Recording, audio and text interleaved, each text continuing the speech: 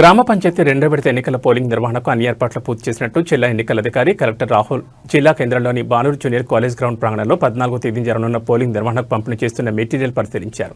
ఈ సందర్భంగా ఆయన మాట్లాడుతూ జిల్లాలో రెండో విడత జరగనున్న గ్రామ పంచాయతీ ఎన్నికల్లో ఓటర్లు తమ హక్కు వినియోగించుకోవడానికి అన్ని ఏర్పాట్లు పూర్తి చేసినట్టు తెలిపారు.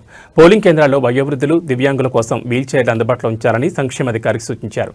డిస్ట్రిబ్యూషన్ కేంద్రాల్లో మెటీరియల్ తీసుకున్న పీఓ, ఓపీఓలు మెటీరియల్ జాగ్రత్తగా పరిశీలించాలని, ఏదైనా కొరత ఉన్నట్లు గమనిస్తే తక్షణమే సంబంధిత అధికారుల దృష్టికి తీసుకెళ్లి సమస్యలు పరిష్కరించుకోవాలని సూచించారు. శనివారం సాయంత్రం వరకు కేటాయించిన పోలింగ్ కేంద్రాలు చేరుకుని 14వ తేదీన పోలింగ్ నిర్వహణకు ఓటింగ్ కంపార్ట్మెంట్ వంటి అన్ని ఏర్పాట్లు చేసుకోవాలని సూచించారు. ఉదయం 7 గంటలకు పోలింగ్ ప్రారంభమై మధ్యాహ్నం 1 గంటకు పూర్తవుతుందని, తదుపరి 2 గంటల నుంచి లెక్కింపు ప్రారంభించాలన్నారు. లెక్కింపు పూర్తయిన తదుపరి సాధారణ పరిశీలకుల అనుమతితో గెలుపొందిన అభ్యర్థులను ప్రకటించాలని స్పష్టం చేశారు. పీఓలు, ఓపీఓలు అందరూ హాజరయ్యారా లేదా అని అధికారులను అడిగి తెలుసుకున్నారు.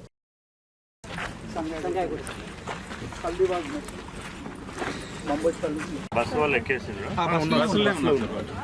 మెటీరియల్ అంతా చెక్ చేసుకున్నారు. అన్ని బ్యాలెట్ పేపర్స్ అన్ని క్యాండిడేట్స్ ఉండాలి, +1 ఉండాలి. సో అది చెక్ చేసుకునే కొన్ని డిస్ట్రిక్ట్స్లో ఏమైందంటే వాళ్ళు సరిగ్గా చూసుకోలేదు.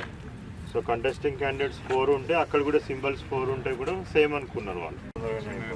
బట్ వేరే కొన్నిట్లో 10 వార్డ్స్, 12, 14 వార్డ్స్ ఉండి వేరే చిన్న చిన్నవి ఉంటాయి. అయిపోతే ఒకళ్ళు సెక్రటరీ ఉండి రూట్ సరిగ్గా తెలిస్తే వచ్చేయమని చెప్పారు.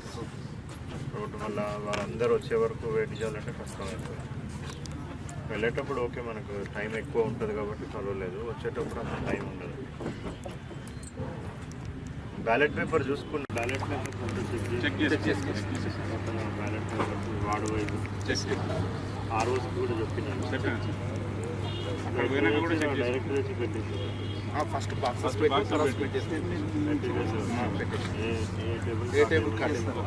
స్పెషల్ కౌంటర్ వచ్చి తీసుకుని అక్కడ పిల్లలతో పంపించిన విలేజ్ వైజ్ వార్డ్ వైజ్ కూడా రాసిన దాన్ని స్టిక్కర్ వేసి అన్నీ హలో 2 బస్సెస్ దాంట్లో 3 మొత్తం రోడ్లో 3 ఉన్నాయి.